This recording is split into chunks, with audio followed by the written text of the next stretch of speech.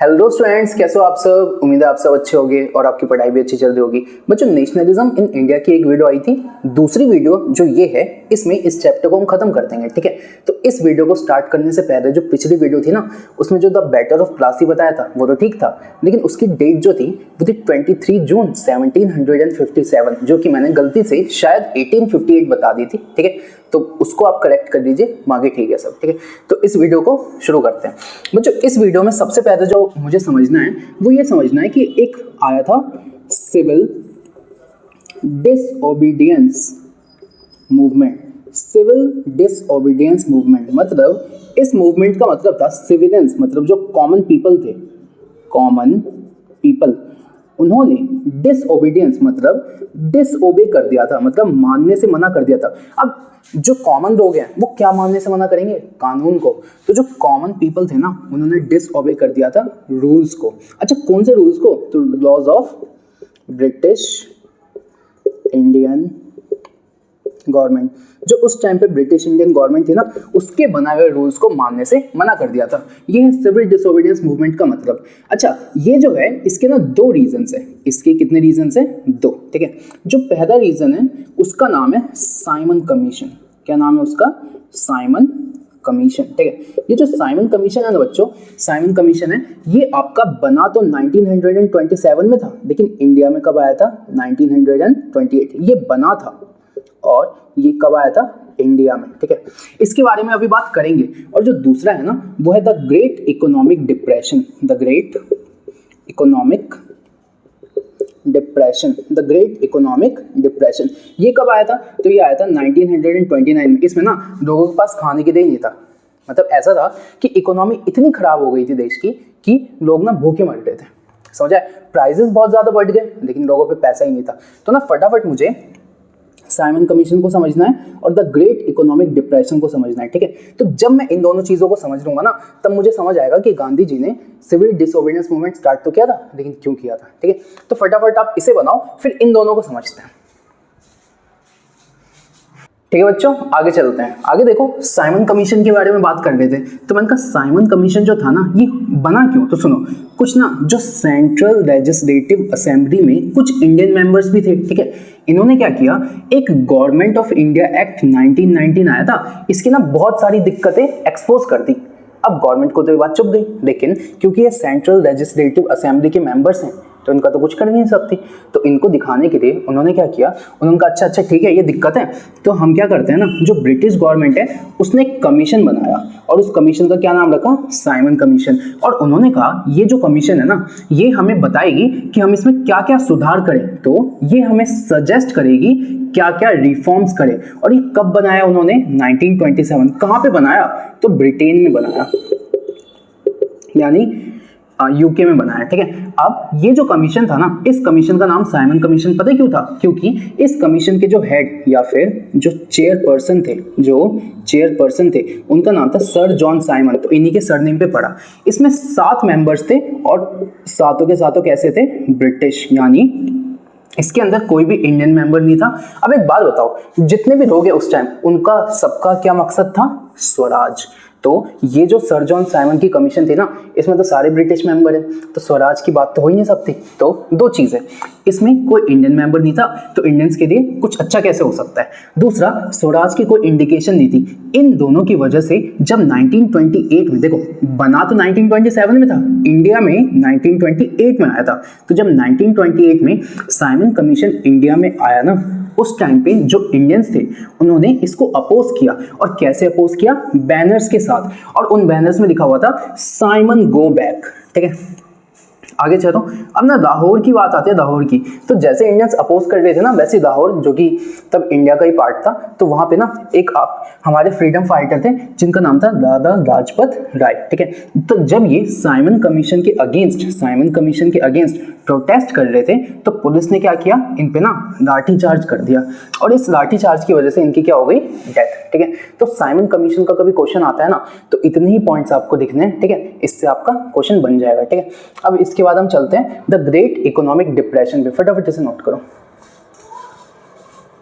अब देखते हैं द ग्रेट इकोनॉमिक डिप्रेशन। ये जो था ना, ये 1929 में भारत को हिट किया था। मतलब इसमें क्या हुआ था ना, इसमें एक चीज़ हुआ था कि जो देश की इकोनॉमी है वो बहुत नीचे चली गई।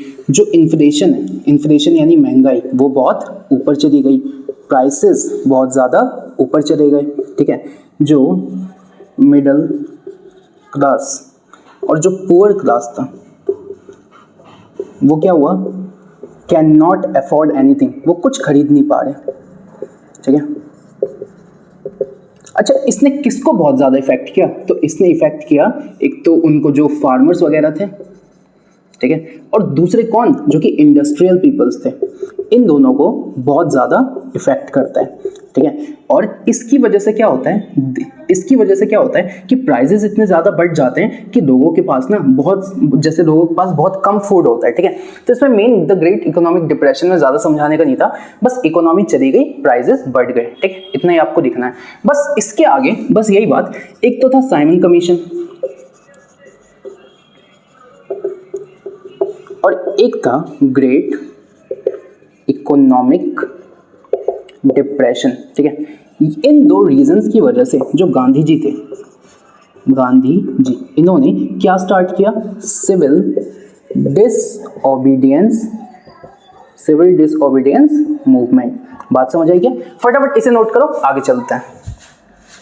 आगे चलते हैं सिविल डिसओबीडियंस मूवमेंट की तरफ। सिविल डिसओबीडियंस मूवमेंट वो मूवमेंट था जिसमें जो सिविलियंस यानी जो लोग थे ना, वो लॉस को मानने से ही डिसओबे करते हैं, तो सिविलियंस ने लॉस को डिसओबे कर दिया। Civil disobedience movement, Gandhi ji ने इस सिविल डिसओबीडियंस मूवमेंट को स्टार्ट करने से पहले गांधी जी ने उस टाइम के जो ब्रिटिश गवर्नमेंट के इंडिया में वॉइस रॉय थे, जिनका नाम था इरविन, उनको एक चिट्ठी लिखी। उस चिट्ठी में 11 डिमांड्स थी।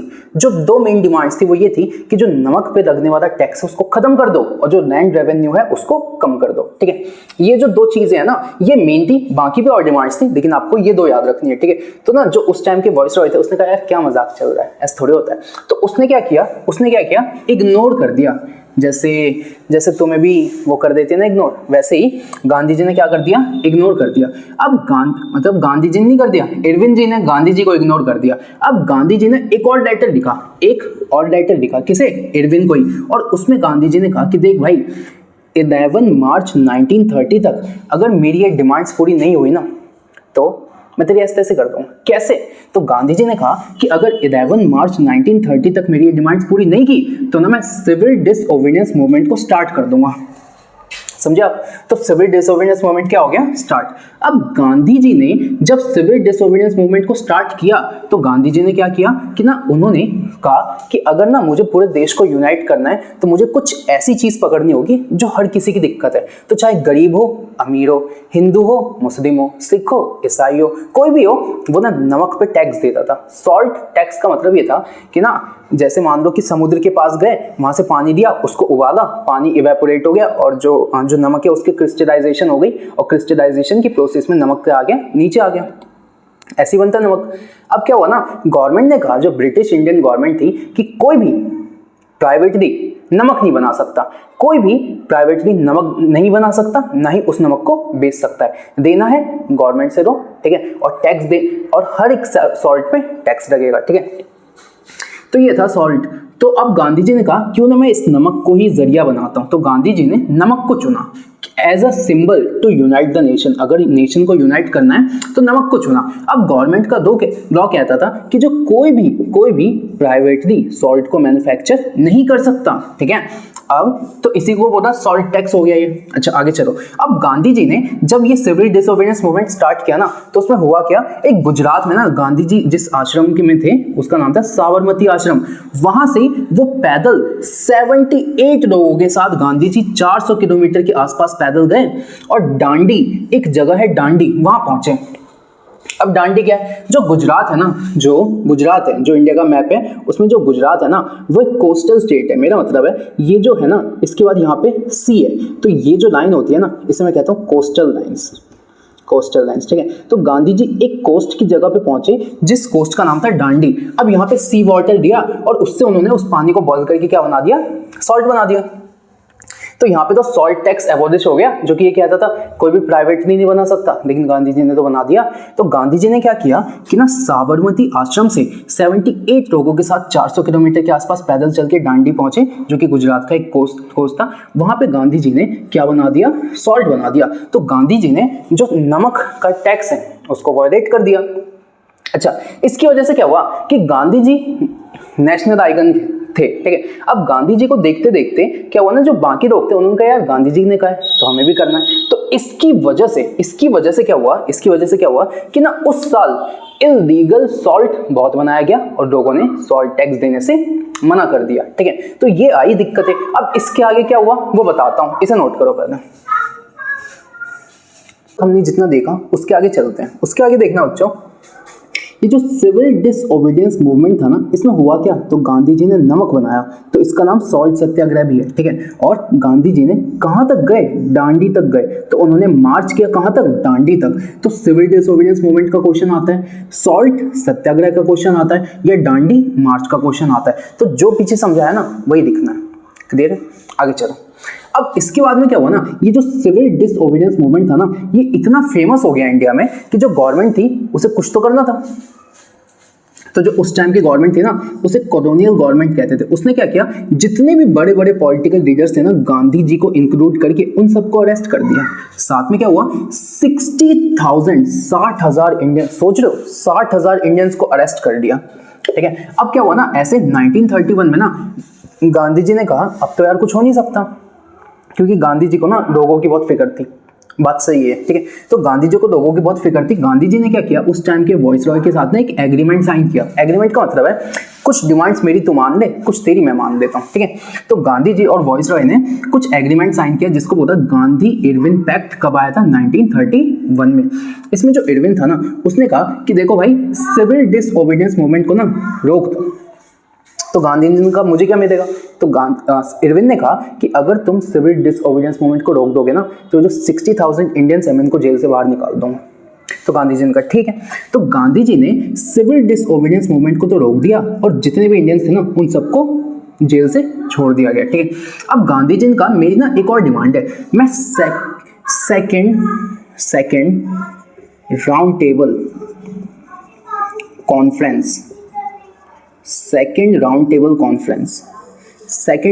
कॉन्फ्रेंस की डिमांड करता हूं। बच्चों देखो, 3 कॉन्फ्रेंस हुई थी। एक का नाम है फर्स्ट राउंड टेबल कॉन्फ्रेंस, एक का नाम है सेकंड राउंड टेबल कॉन्फ्रेंस, और एक का नाम है थर्ड राउंड टेबल कॉन्फ्रेंस। वो कौन सी राउंड टेबल कॉन्फ्रेंस थी, जिसमें गांधी जी और इंडियन नेशनल कांग्रेस दोनों ने लंदन में जाके पार्टिसिपेट किया था, ताकि कुछ डिस्कशन करे गवर्नमेंट से और भारत के लिए कुछ निकल के आए। तो वो थी सेकंड राउंड टेबल कॉन्फ्रेंस। इस सेकंड राउंड टेबल कॉन्फ्रेंस जो कि लंदन में हुई थी, इसमें मोहनदास करमचंद गांधी यानी महात्मा गांधी जी और सरोजनी नायडू। अब सरोजनी नायडू कौन है,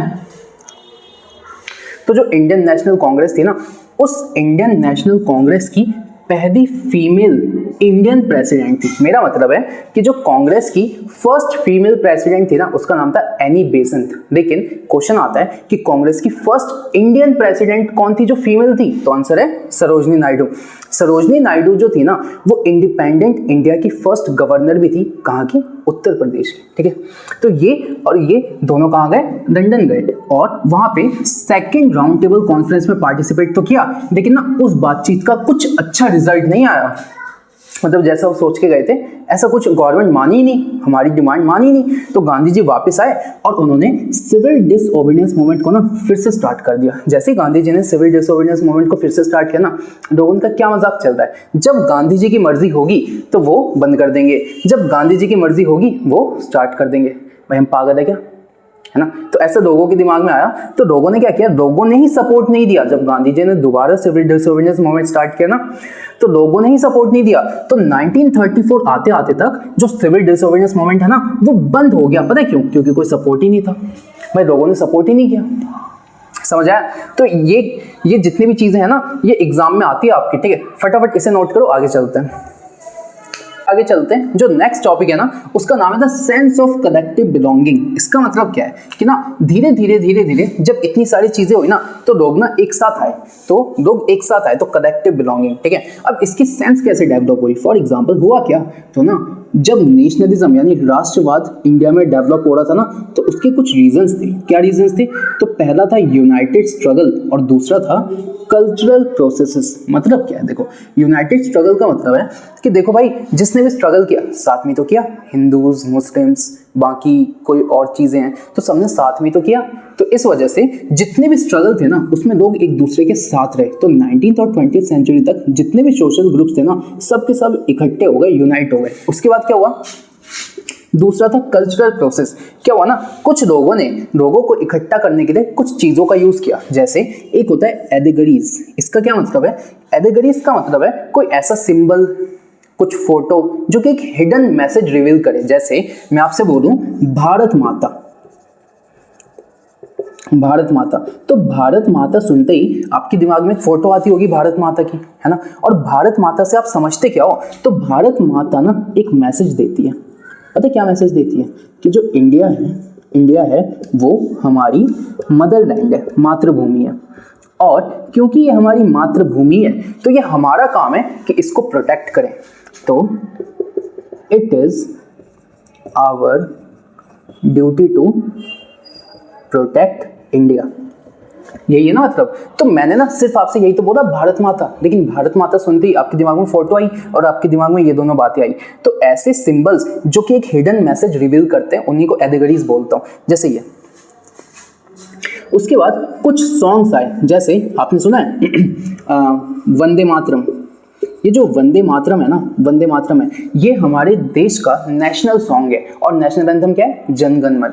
ये जो वंदे मातरम है ना, इसको किसने लिखा था? तो इसको लिखा था बंकिम चंद्र चट्टोपाध्याय। बंकिम चंद्र चट्टोपाध्याय, ठीक है, ठीक है। और ये जो वंदे मातरम है ना, उन्होंने वंदे मातरम बोली थी, ठीक है। वंदे मातरम बाद में एक पोएम बना, और पोएम बनने के बाद एक सॉन्ग बना। तो वंदे मातरम जो था ना, वो एक पोएम बना, और पोएम बनने के बाद क्या बन गया? सॉन्ग। और ये क्या बन गया? National song of India. क्या बन गया ये? नेशनल सॉन्ग ऑफ इंडिया, ठीक है। तो ये सब थे। इन सब से क्या हुआ ना, लोग ना बहुत ज्यादा यूनाइट हो गए। बात समझ आई आपको? फटाफट इसे नोट करो। कल्चरल प्रोसेस में कुछ बातें और करनी है, फटाफट नोट करो।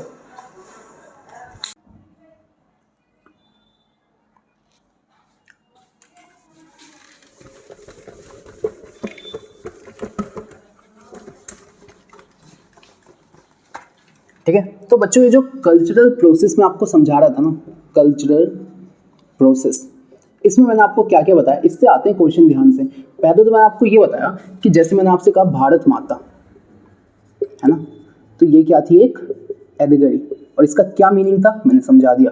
दूसरा मैंने आपको बताया वंदे मातरम। ये जो वंदे मातरम है ना, ये किसने बोली थी? बंकिम चंद्र चट्टोपाध्याय। देखो भाई, स्पेलिंग वगैरह देख लेना, ठीक है। और ये हमारे क्या है? National song. अच्छा, ये कभी ये आ जाए, कभी ये पूछ रहे आपसे कि नेशनल एंथम किसने दी थी? तो जो नेशनल एंथम है ना, वो दिया था रविंद्रनाथ टैगोर। अच्छा, ये कौन से स्टेट से थे? तो ये थे बंगाल से, जिसको अभी अभी हम वेस्ट बंगाल बोलते हैं। इनका जो घर है ना, इनके घर का नाम था शांति निकेतन, शांति निकेतन। और आपको पता है, ये जो शांति निकेतन है ना, ये यूनेस्को वर्ल्ड हेरिटेज साइट भी है, ठीक है। चलो ठीक है। और ये तो इतना हो गया।